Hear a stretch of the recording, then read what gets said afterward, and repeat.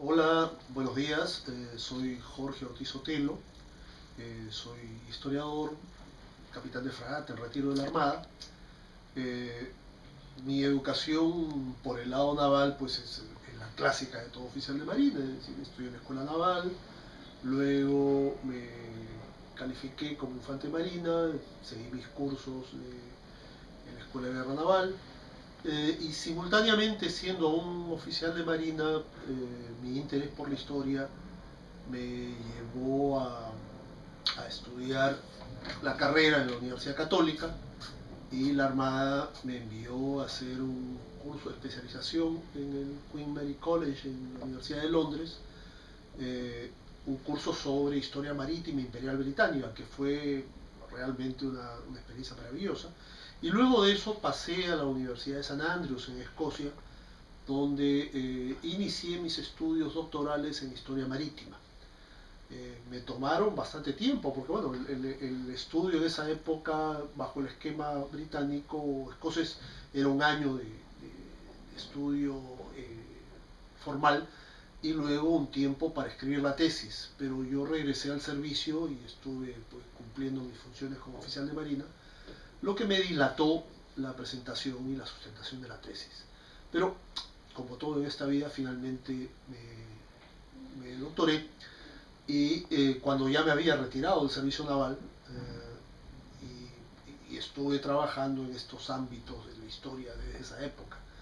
Mi actividad fundamental ha estado vinculada a la historia marítima, pero también he hecho incursiones en varias otras áreas de la historia, y de lo que les voy a hablar hoy es justamente una de esas áreas peculiares en la que he podido mezclar lo que es mi especialidad como historia marítima con el ámbito de una historia familiar. Se trata de este libro que acabo de publicar, que se llama Lazos de Sangre, la familia Cortés en Perú y Chile, los siglos XVII al XX.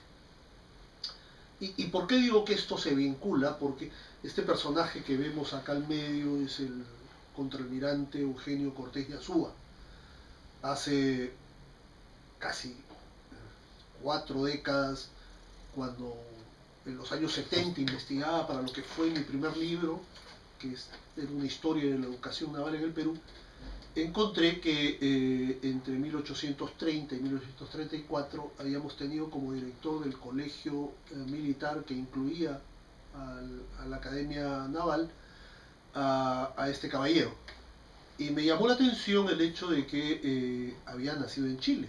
Entonces me parecía algo peculiar en esa época que hubiésemos tenido a un chileno como director de nuestro centro de formación de la oficialidad militar y naval peruana.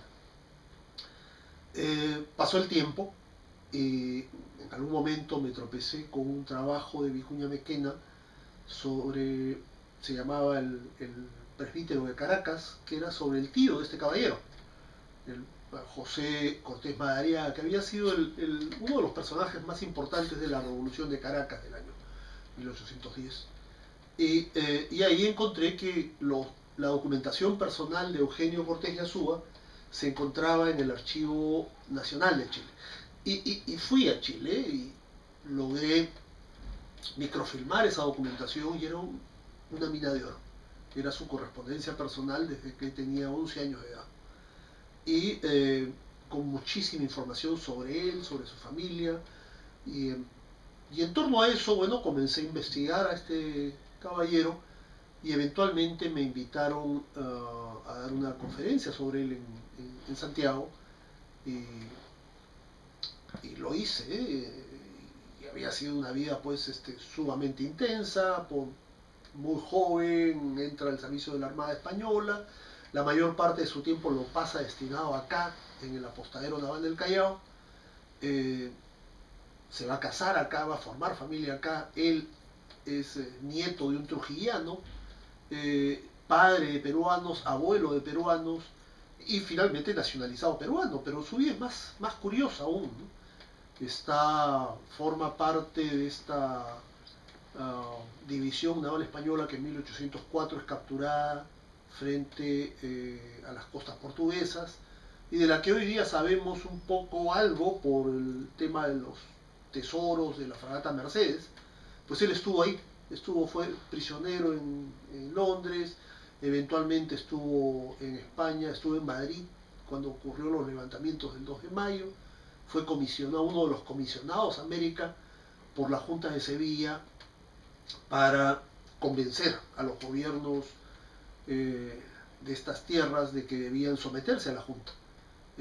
Y al llegar a Buenos Aires, pues el virrey Liniers lo va a su vez a enviar a Río de Janeiro para entrevistarse con la princesa Carlota Joaquina, ¿no?, que tenía aspiraciones de que la corona española recayese en ella. Va a estar nuevamente en el Perú, a raíz de los incidentes del inicio de los procesos de emancipación.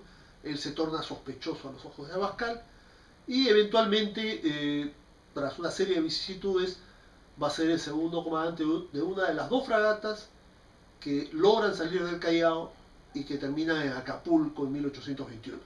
Su comandante lo va a enviar a la Ciudad de México para pedir auxilio y apoyo del virrey, en unas circunstancias en que el virreinato está sumamente confuso, y termina uniéndose a la fuerza de Iturbide y convirtiéndose en el primer jefe de la Armada Mexicana.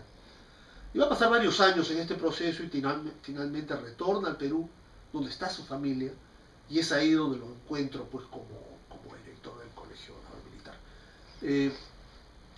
En una de nuestras revoluciones, en el proceso de la Guerra Civil de Bermúdez, en Gamarra contra Orbegoso, él sale del país porque ha heredado unas enormes posesiones provenientes de la familia de su madre en el valle norte de la Concagua, en la zona norte del valle de la Concagua, y está en esta zona hasta que eventualmente fallece, momentos en que venía al Callao a reclamar porque le habían quitado la pensión.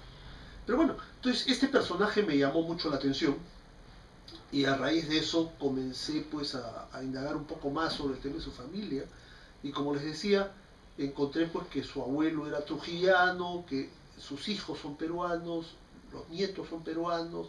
Entonces me pareció un personaje, un grupo familiar sumamente interesante, que podía evidenciar lo que es esta densa y antigua relación entre ciertos estratos de la sociedad peruana y chilena de hoy. Y me llevó a iniciar esta investigación con apoyo de la familia, por supuesto, que encontré a uno de sus descendientes, Hernán Cortés Zorrilla, que felizmente conservaba papeles familiares que iban atrás hasta el siglo XVII. Y también acá, uno de los descendientes del almirante era don José Agustín de la Puente, que también tenía documentación familiar. Otro archivo familiar se encontraba en otro de los descendientes que vive en España. Entonces, uniendo estas fuentes documentales con material que existía tanto en el archivo de la Armada Española como en archivos mexicanos, donde prestó servicios, como en archivos norteamericanos, peruanos y chilenos, pude esbozar lo que fue el proceso de esta familia, que representa muchas otras familias. No son los únicos, no pretendo decir eso, pero sí representa pues a un conjunto de familias en la sociedad peruana y chilena que forman pues una suerte de sustrato en determinado momento de las sociedades actuales.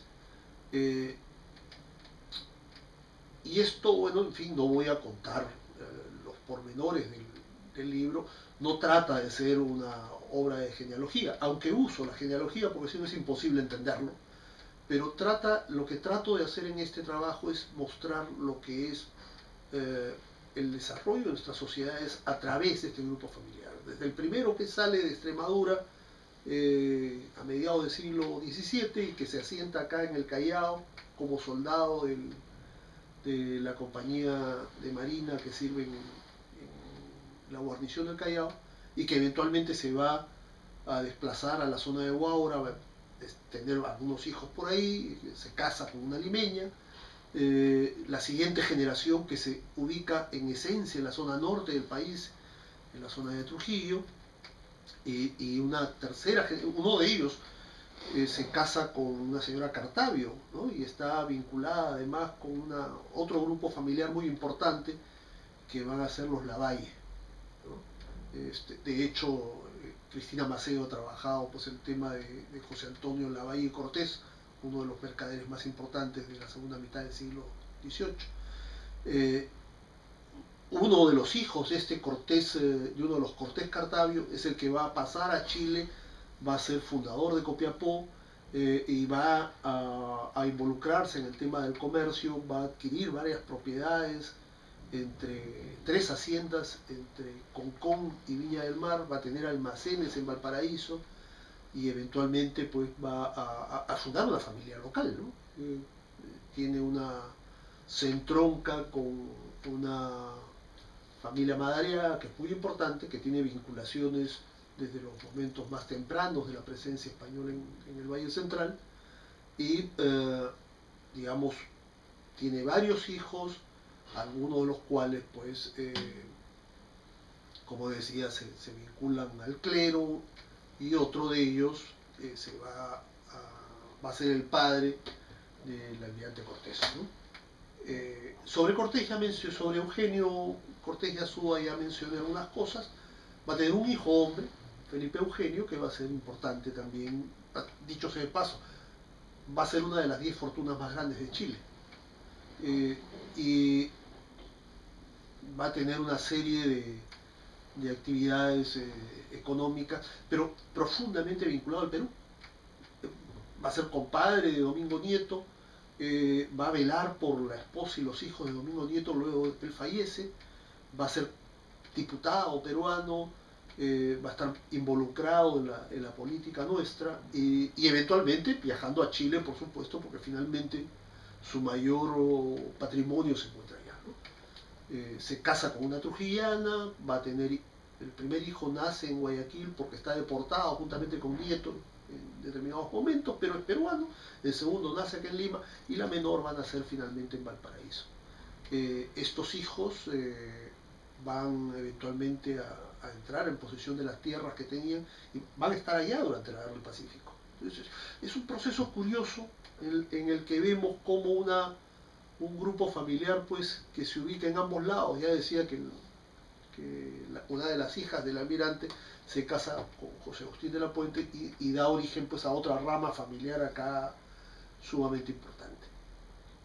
Pero más allá de los vericuetos e historias particulares de cada miembro de la familia, lo que a mí me parece más interesante de este trabajo es mostrar lo densa que es esta relación, lo compleja y lo múltiple, y las múltiples formas cómo se manifiesta y cómo se articulan en ambas sociedades estos grupos familiares extendidos.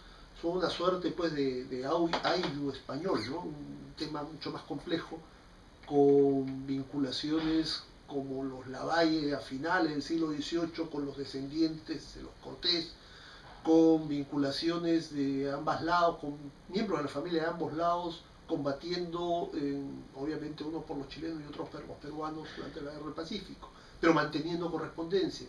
Es decir, este tipo de trabajo nos muestra, o por lo menos es mi intención, mostrar lo que es un vínculo que va más allá de los estados, que va más allá de los países como tales, y que eventualmente puede servir para que volvamos a pensar en la historia de nuestros países, en la que hay pues varios casos de estos, y que pueden contribuir a que repensemos las relaciones que siempre han sido complejas con Chile desde un ángulo diferente.